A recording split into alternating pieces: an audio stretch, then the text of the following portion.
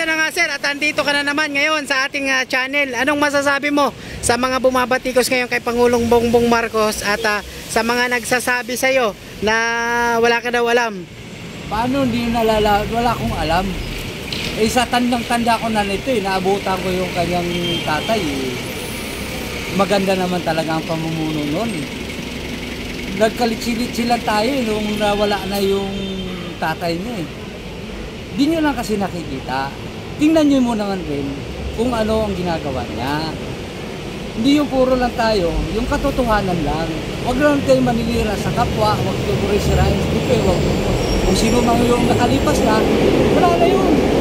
Yung dapat ito, tulungan tayo eh, sa administrasyon para wala na, kahit sino umupong presidente, ganito na lang tayo, hindi yung unlad ng bansa.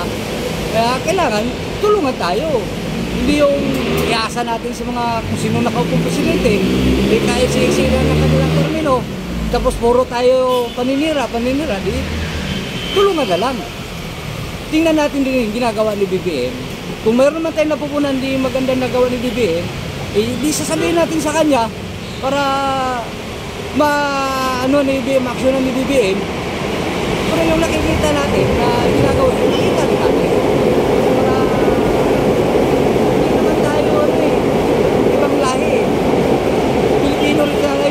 Tulungan tayo kung anong mga ginagawa ng gobyerno ngayon. Eh wala daw nagawa si BBM eh. Paano walang nagawa? 2 years pa lang yan eh. 2 years pa lang. Doon na tayo magsasabi na walang magagawa si BBM. Kung wala na siya sa termino. 2 years pa lang. Marami pang chance na marami magawa si BBM. O isa-isahin mo nga yung nagawa ni Pangulong Bongbong Marcos kasi alam ko marami ka rin alam at panahon ni Pangulong Apulakay. Oh, 'di ba? Ano mo sa kanila, ibahagi mo kasi yung mga 'yan, walang alam nga at kung ano-ano ang mga sinasabi at pagbabati ko sa administrasyong Marcos. Wag mo lang batikosin muna. Kasi 2 years pa lang. Kahit sino na lang umupo ng presidente, ganun na lang, batikos ang batikos. Kahit kaupo lang, gano'n naman, batikosin naman. Dapat tayo ring mga Pilipino tulungan tayo. O ano masasabi mo dahil nung nakaraan lamang may pinamahagi ang ating presidente yung mga lupa, 'di ba, sa mga magsasaka? Yung lupa sa magsasaka. Yung agrarian reform, 'di ba? Isa na rin 'yun na makakatulong sa atin. Isa rin na rin makatulong sa bansa natin yun na aangat yung bansa natin. Lahat naman yan ginagalaw ni BBM. Pero maghintay, huwag tayo magmadali. Kasi, kahit sino ang presidente, kaupo lang. Gusto nyo kaagad, automatic. Solusyon kaagad. Kahit sino umupo presidente. Sa eksin ng termino. Kailangan dapat tulungan tayo. O ano masasabi mo sa mga bay natin dyan? Mga bay.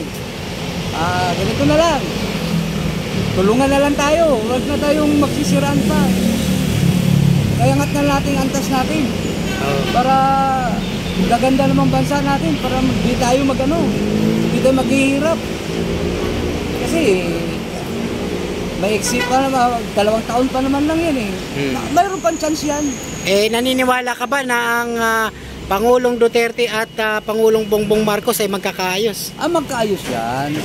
Magkaayos yan. Dapat huwag natin sulsulan bawat isa. Pagbatiin natin. Huwag natin pagganuhin. Huwag natin silang pagsasabungin. Kailangan natin yan, pagbatiin natin yung bawat isa sa kanila. Para magtulungan tayo. Kung ano sa kabila, dapat huwag natin sulsulan. Huwag na rin susulsul sa kabila. Pero naniniwala ka ba ang Mindanao daw ay iwalay sa Pilipinas? Kaya ba yan? Parang malabo pa. Palagay mo? Malabo. Yung Mindanao. Mag-ayos na lang sila. Mag-partnership na lang sila. Silang dalawa. Tulungan natin na mga bay. Tulungan natin na mag-ayos pa yung dalawa.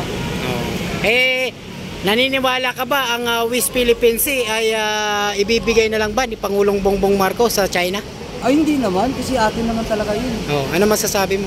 Yung masasabi ko lang dapat ipagtanggol natin yun. Atin yun. Hindi naman sa China yun. Kaya kailangan, yung dalawa na yon, huwag nating pagsasabungin. Pagbatiin natin. Hindi yung sulsul sa kabila, sulsul sa kabila. Pangit yun. Kasi, ano naman yun eh. Dumaan si Pangulong Duterte pagka-presidente.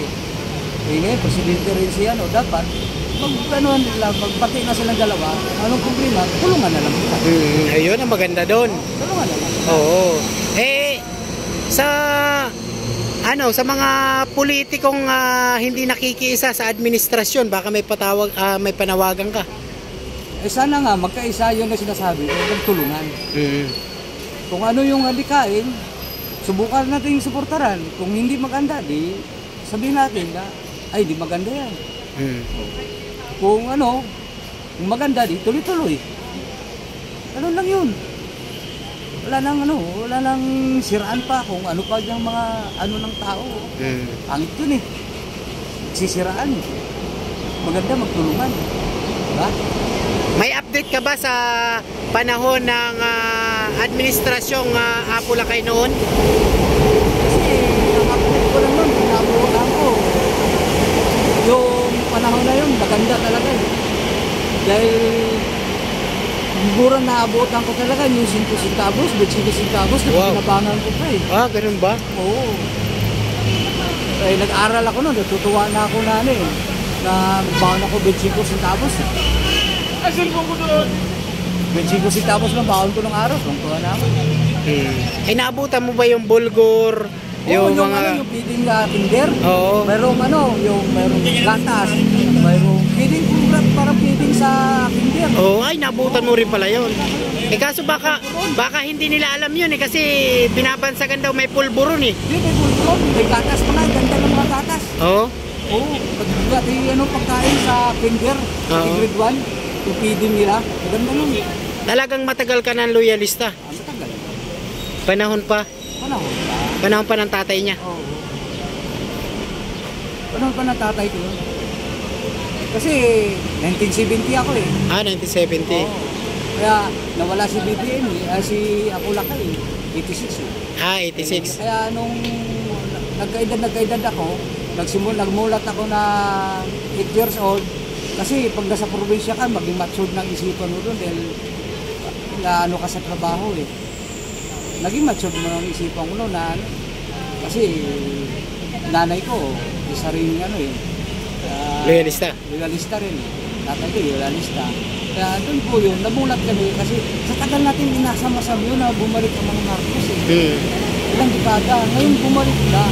Dapat, natutuwa naman tayo. Huwag kayo mag-alala dyan. Mahaba kang panahon. May pagbabago yan. Maniwala kayo. Kasi ginagawa naman ni Bibili na kung paano solusyonan yung problema ng bansa eh. Maniwala kayo, sabi mo. Maniwala kayo. May 4 years pa. Ayan kayo nyo. May 4 years pa ba eh. Magbabago yan. Ayun. Salamat ba ya?